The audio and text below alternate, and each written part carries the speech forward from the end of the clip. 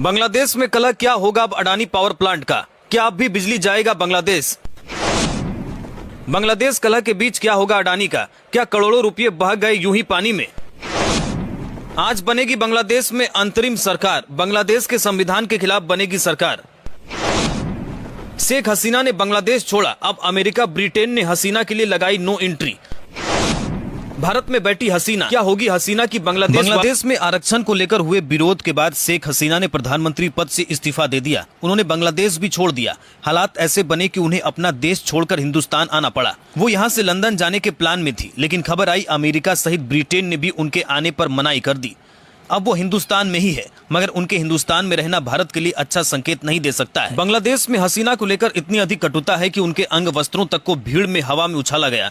उनके घर और उनके कमरे में भीड़ ने घुसकर सब लूट लिया या नष्ट कर दिया। अब शेख हसीना का अगला ठिकाना क्या होगा, इस पर संशय बना हुआ है। वहीं बांग्लादेश में शेख हसीना की वापसी के समर्थन में आवाजें उठने लगी है। अवामी लीग और इनके सहयोगी संगठनों के नेताओं ने शेख हसीना को बांग्लादेश वापस लाने की कसम खाई है।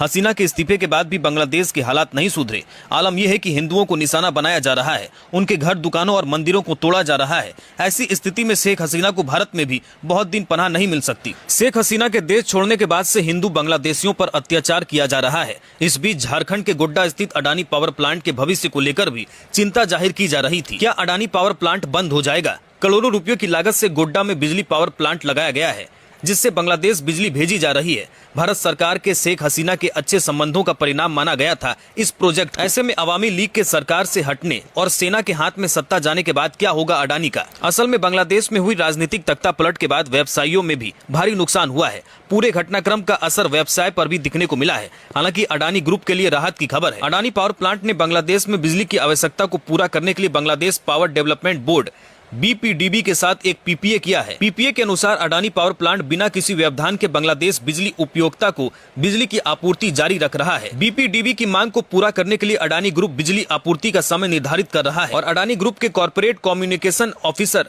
रवीन घोष ने कहा कि हम BPDB के शेड्यूल और दो उपयोगिताओं के बीच PPA के प्रावधानों के अनुसार निर्देशित रहेंगे। बता दें, बांग्लादेश से बिजली आपूर्ति की मांग जारी है। ऐसे में अडानी पावर प्लांट बिजली बांग्लादेश को देना जारी रखेगा। वहीं वर्तमान स्थिति की बात करें तो पश्चिम बंगाल के जलपाईगुड़ी में भारत बांग्लादेश सीमा पर 1000 से ज्यादा बांग्लादेशी हिंदू पहुंच गए हैं, जिन्हें बॉर्डर पर रोक दिया गया है। वे बॉर्डर पार कर भारत आना चाहते हैं। भारत में इनके घुसपैठ के प्रयास को BSF ने रोक रखा है। BSF ने उन्हें सतकुरा सीमा पर रोक लिया है। ये घटना जलपाईगुड़ी जिले के दक्षिण बेरूबारी पंचायत की है। फिलहाल स्थिति भारत में सामान्य है। बांग्लादेश में तख्तापलट और PM शेख हसीना के देश छोड़ने के बाद से वहां की राजनीति और वर्तमान परिस्थितियों में जनता का आक्रोश साफ देखने को मिल रहा है। आज बांग्लादेश में अंतरिम सरकार का गठन होगा। हालांकि बता दें, बांग्लादेश का संविधान अंतरिम सरकार के बारे में उल्लेख नहीं करता।